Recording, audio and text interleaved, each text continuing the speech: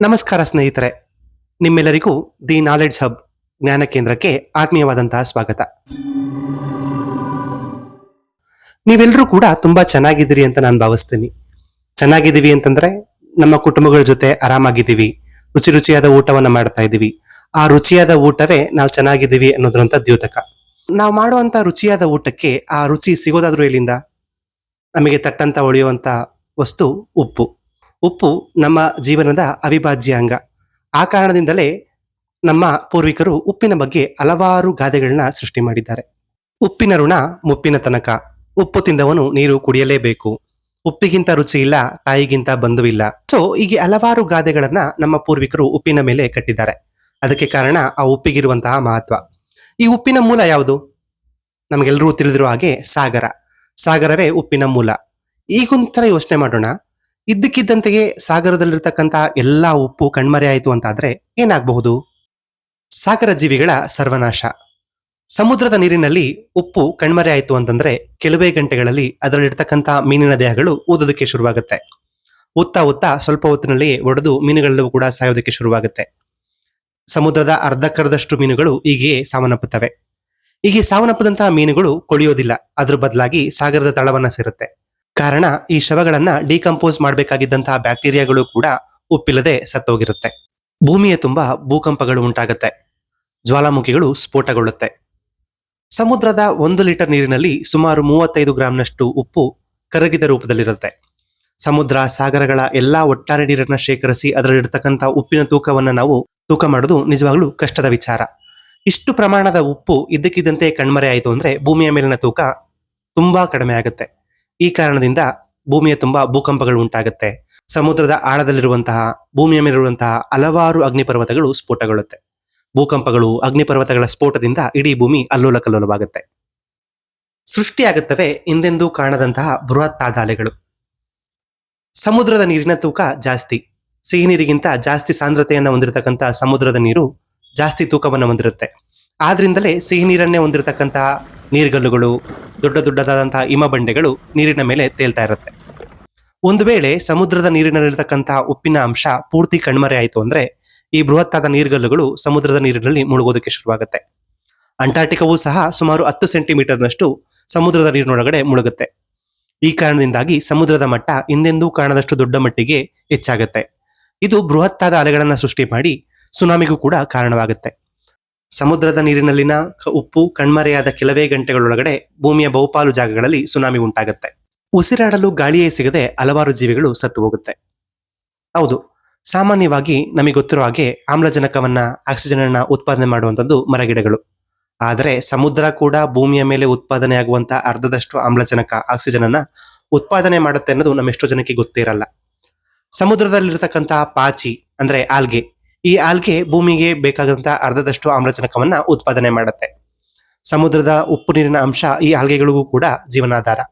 In case ಸಮುದ್ರದಲ್ಲಿ ಉಪ್ಪು ಕಣ್ಮರೆ ಆಯಿತು ಅಂದ್ರೆ ಈ ಆಲ್ಗೆಗಳು ಕೂಡ ಉಳಿಯೋದಿಲ್ಲ. ಹಾಗಾಗಿ ಭೂಮಿಯ ಮೇಲಿನ ಅರ್ಧದಷ್ಟು ಆಮ್ಲಜನಕವೂ ಕೂಡ ಉತ್ಪತ್ತಿಯಾಗೋದಿಲ್ಲ. ಇದರಿಂದಾಗಿ ಭೂಮಿ ಮೇಲಿರ್ತಕ್ಕಂಥ ಹಲವಾರು ಜೀವಿಗಳು ಕೂಡ ಸಾವನ್ನಪ್ಪುವಂತ ಸಾಧ್ಯತೆಗಳು ಹೆಚ್ಚಾಗಿರುತ್ತೆ. ನಾವು ಮತ್ತೆ ಐಸೇಜ್ಗೆ ಹೋಗಬಹುದು. ಇವತ್ತು ನಾವು ನೋಡ್ತಾ ಇರ್ತಕ್ಕಂಥ ಭೂಮಿಯ ವಾತಾವರಣ ಸೃಷ್ಟಿಯಾಗಿರೋದ್ರಲ್ಲಿ ಉಪ್ಪಿನ ಮಹತ್ವ ತುಂಬಾ ಇದೆ. ಈ ಉಪ್ಪೆ ಇವತ್ತಿನ ವಾತಾವರಣವನ್ನ ಸೃಷ್ಟಿಸಿದೆ ಅಂತ ಕೂಡ ಹೇಳಬಹುದು. ಯಾಕೆ ಅಂತಂದ್ರೆ ಸಿಹಿ ನೀರು ಮಂಜು ಕಟ್ಟುವಂಥದ್ದು ತುಂಬಾ ಸುಲಭ, ಆದ್ರೆ ಉಪ್ಪು ನೀರು ಈಸಿಯಾಗಿ ಮಂಜು ಕಟ್ಟೋದಿಲ್ಲ. ಇನ್ ಕೇಸ್ ಸಮುದ್ರದ ನೀರಿನಲ್ಲಿರ್ತಕ್ಕಂಥ ಉಪ್ಪಿನ ಅಂಶ ಸಂಪೂರ್ಣವಾಗಿ ಕಣ್ಮರೆ ಆಯಿತು ಅಂದ್ರೆ ಇಡೀ ಸಮುದ್ರಗಳು ಮಂಜಾಗಿ ಬದಲಾಗ್ಬಿಡ್ಬಹುದು. ಇದರಿಂದಾಗಿ ನಾವು ಮತ್ತೆ ಹಿಮಯುಗಕ್ಕೆ ಹೋಗ್ಬೋದಾದಂತಹ ಸಾಧ್ಯತೆಗಳು ಇರ್ತವೆ. ಇಂದು ನಾವು ನೋಡ್ತಾ ಇರುವಂತಹ ಕಾಲಗಳು ಕೂಡ ಬದಲಾಗೋಗ್ಬಹುದು. ಸಮುದ್ರದ ಉಪ್ಪು ನೀರು ಸೂರ್ಯನಿಂದ ಬರ್ತಕ್ಕಂಥ ಕಿರಣಗಳನ್ನ ಸಮುದ್ರದ ಮಧ್ಯಭಾಗ ಅಂದ್ರೆ ಈಕ್ವೆಡಾರ್ನಿಂದ ಪೋಲ್ಸ್, ಧ್ರುವ ಪ್ರದೇಶಗಳಿಗೆ ಕೊಂಡೊಯ್ಯುತ್ತೆ. ಅಲ್ಲಿರ್ತಕ್ಕಂತಹ ತಣ್ಣೀರನ್ನ, ತಂಪಾದ ನೀರನ್ನ ಭೂಮಿಯ ಮಧ್ಯಕ್ಕೆ ತಗೊಂಡ್ಬರುತ್ತೆ. ಈ ಕಾರಣದಿಂದ ಭೂಮಿಯ ತಾಪಮಾನ ಬ್ಯಾಲೆನ್ಸ್ ಆಗ್ತಾ ಇದೆ. ಒಂದು ವೇಳೆ ಈ ಉಪ್ಪಿನ ಅಂಶವೇ ನೀರಿನಲ್ಲಿ ಇಲ್ಲ ಆಯ್ತು ಅಂತಾದ್ರೆ ಈ ಪ್ರೋಸೆಸ್ ಬ್ರೇಕ್ ಆಗಬಹುದು. ಇದರಿಂದಾಗಿ ಚಳಿ, ಮಳೆ, ಬೇಸಿಗೆ ಕಾಲಗಳು ಹಿಂದೆ ಮುಂದೆ ಆಗಬಹುದು. ಬೆಳೆ ಬಾರದೇ ಇರಬಹುದು. ಜಾನುವಾರುಗಳಿಗೆ ಅನ್ನ ಆಹಾರಗಳು ಸಿಗದೇ ಇರಬಹುದು. ಮನುಷ್ಯನಿಗೆ ಏನಾಗಬಹುದು? ಭೂಮಿ ಇಷ್ಟೆಲ್ಲ ಆಪತ್ತುಗಳನ್ನ ಕಂಡಾದ ಮೇಲೆ, ಎಲ್ಲಾ ಕಡೆ ಭೂಕಂಪ, ಸುನಾಮಿ, ಜ್ವಾಲಾಮುಖಿಗಳಾದ ನಂತರ ಮನುಷ್ಯ ಕಟ್ಟಿರುವ ನಾಗರಿಕತೆ ಅನ್ನುವಂತ ಇಡೀ ಸಾಮ್ರಾಜ್ಯವೇ ಮಣ್ಣಾಗಿ ಹೋಗಿರುತ್ತೆ. ಇಡೀ ಮನುಷ್ಯ ಕುಲವೂ ಕೂಡ ಅದ್ರ ಜೊತೆ ಮಣ್ಣಾಗಿರುತ್ತೆ. ಇದೆಲ್ಲವನ್ನೂ ದಾಟಿ ಯಾರೋ ಗಟ್ಟಿಗರು ಒಂದಷ್ಟು ಜನ ಉಳ್ಕೊಂಡ್ರು ಅಂತಾದ್ರೂ ಕೂಡ ಉಸಿರಾಡೋದಕ್ಕೆ ಕರೆಕ್ಟ್ ಆದಂತಹ ಗಾಳಿ ಇಲ್ಲದೆ, ಕರೆಕ್ಟ್ ಆಗಿ ಊಟ ಇಲ್ಲದೆ ಅವರು ಕೂಡ ಮುಂದೊಂದು ದಿನ ಅನ್ಕೊಳ್ಬಹುದು, ಅಯ್ಯೋ ಇಂಥ ಕಷ್ಟದ ಪರಿಸ್ಥಿತಿಲಿ ನಾವ್ಯಾಕಾದ್ರೂ ಉಳಿದ್ಬಿಟ್ವು ಅನ್ನುವಂಥ ಮನಸ್ಥಿತಿ ಒಳಗಡೆ ಅವರು ಕೂಡ ಬಂದೋಗ್ಬೋದು. ಸಾಗರದ ಉಪ್ಪಿನ ಅಂಶದ ಮೇಲೆ ನಾವು ಮನುಷ್ಯರು ಏನಾದ್ರು ಪರಿಣಾಮ ಬೀರ್ತಾ ಇದೀವಾ? ಮನುಷ್ಯನ ಆಧುನಿಕತೆ ಅನ್ನುವಂಥದ್ದು ಸವಾರಿ ಮಾಡದೇ ಇರುವಂತಹ ವಿಷಯವೇ ಇಲ್ಲ. ಸಮುದ್ರದ ನೀರಿನಲ್ಲಿರುವ ಉಪ್ಪಿನ ಅಂಶ ಕಡಿಮೆ ಆದ್ರೂ ಕೂಡ ಸಮಸ್ಯೆನೆ, ಹೆಚ್ಚಾದ್ರೂ ಕೂಡ ಸಮಸ್ಯೆನೆ. ನಾವು ಮನುಷ್ಯರು ಅದೆರಡನ್ನೂ ಕೂಡ ಮಾಡ್ತಾ ಇದ್ದೀವಿ. ನಾವಿವತ್ತು ಬಳಸ್ತಾ ಇರತಕ್ಕಂಥ ಫಾಸಿಲ್ ಫ್ಯೂಲ್ಸ್ ಅಂದ್ರೆ ಪೆಟ್ರೋಲಿಯಂ ಆಗಿರಬಹುದು, ಡೀಸೆಲ್, ಕಲ್ಲಿದ್ದಲು, ಇವೆಲ್ಲವೂ ಕೂಡ ಭೂಮಿಯ ತಾಪಮಾನವನ್ನ ಹೆಚ್ಚಿಸ್ತಾ ಇದೆ. ಅದರಿಂದಾಗಿ ಪೋಲ್ಸ್, ಧ್ರುವ ಪ್ರದೇಶಗಳಿರುವಂತಹ ಮಂಜುಗಡ್ಡೆ ಕರಗ್ತಾ ಇದೆ. ಇದರಿಂದ ಸಮುದ್ರಕ್ಕೆ ಸೇರ್ತಾ ಇರುವಂತಹ ಸಿಹಿ ನೀರಿನ ಪ್ರಮಾಣ ಕೂಡ ಹೆಚ್ಚಾಗಿದ್ದು ಉಪ್ಪಿನ ಅಂಶ ಕಡಿಮೆ ಆಗ್ತಾ ಹೋಗ್ತಾ ಇದೆ. ಇದು ಒಂದು ಕಡೆ ಆಯ್ತು. ಮತ್ತೊಂದು ಕಡೆ ನಾವು ಬಳಸ್ತಾ ಇರತಕ್ಕಂತಹ ಕೆಮಿಕಲ್ಗಳು, ಇವತ್ತಿನ ಕೃಷಿಗೆ ನಾವು ಅಗಾಧವಾದಂತಹ ಕೆಮಿಕಲ್ಗಳನ್ನ ಬಳಸ್ತಾ ಇದೀವಿ. ಆ ಎಲ್ಲ ಹೆಚ್ಚುವರಿ ಕೆಮಿಕಲ್ಗಳು ಯಾವ್ಯಾವುದೋ ರೂಪದಲ್ಲಿ ಸಮುದ್ರ ತಳವನ್ನ ಸೇರ್ತಾ ಇದೆ. ಇದು ಉಪ್ಪು ಸೃಷ್ಟಿಯಾಗುವಂತಹ ನೈಸರ್ಗಿಕ ಪ್ರಕ್ರಿಯೆಯನ್ನೇ ಹಿಂದೆ ಮುಂದೆ ಮಾಡ್ತಾ ಇದೆ. ಹೀಗೆ ನಮಗೆ ತಿಳಿದೇನೇನೋ ಹಲವಾರು ರೀತಿಯಲ್ಲಿ ವೈಪರೀತ್ಯಗಳು ಉಂಟಾಗೋದಕ್ಕೆ ನಾವು ಕೂಡ ಕಾರಣರಾಗಿರ್ತೀವಿ.